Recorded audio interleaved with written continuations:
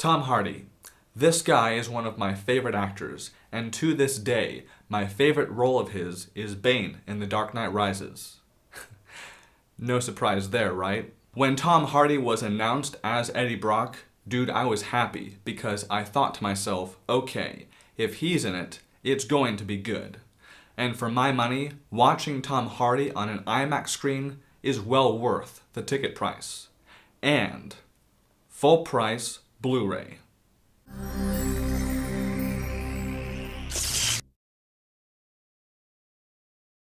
Venom is the first time that Eddie Brock is the main character of a film, and that kind of focus brings one question into the spotlight.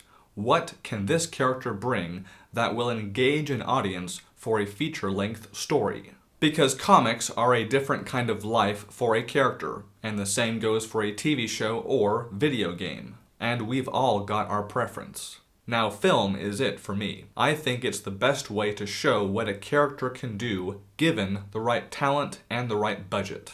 This origin film, for me, lands between the quality of Batman Begins and The Green Hornet. I think because Venom is such an unconventional character, because, you know, he kills people, but for the greater good, it's challenging to make him relatable.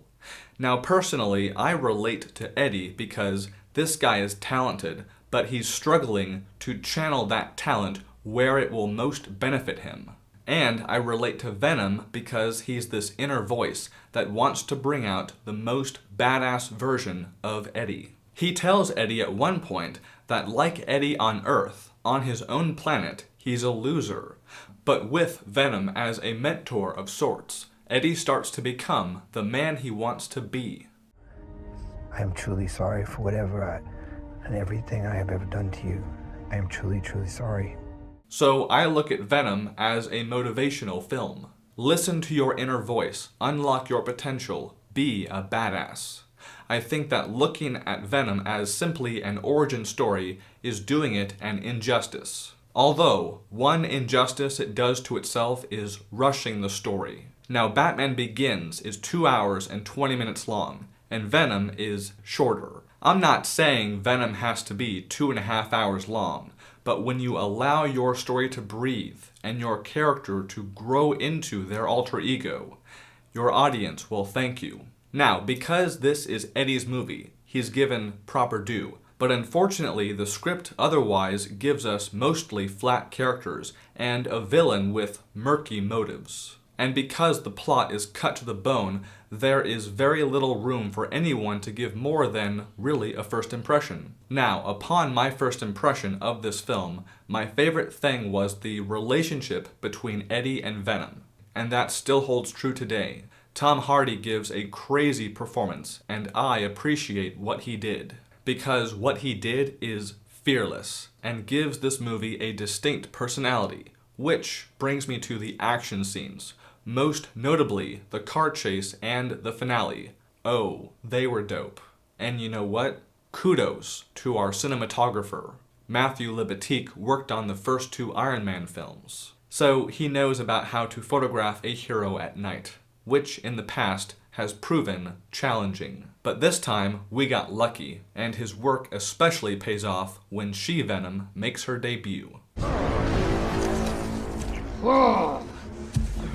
Hi, Eddie. Whoa. Seriously. Hot damn.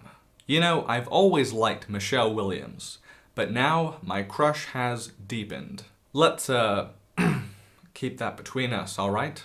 Let's also give it up for the CGI artists. The technology to accomplish difficult work has come a long way. When I invest in a visual effect without thinking, I am happy. I'm also happy that I sense our director and star care about this character. That's what made The Green Hornet so painful. I felt like no one cared about that character. Although, I wish the writers of this film had cared more about the ending. The one we got is too conventional. But I did like that Eddie dies during the finale. That's unconventional. I mean, yeah, okay, it's temporary. But even so, that kind of thing never happens to the hero, and it made me realize how much I cared about Eddie. Unfortunately, there were powers behind the scenes that prevented this from being the origin film we deserved. I don't know why they would do themselves and us that injustice, but when I look at this film as a motivational film with a message about personal growth, I can recommend it.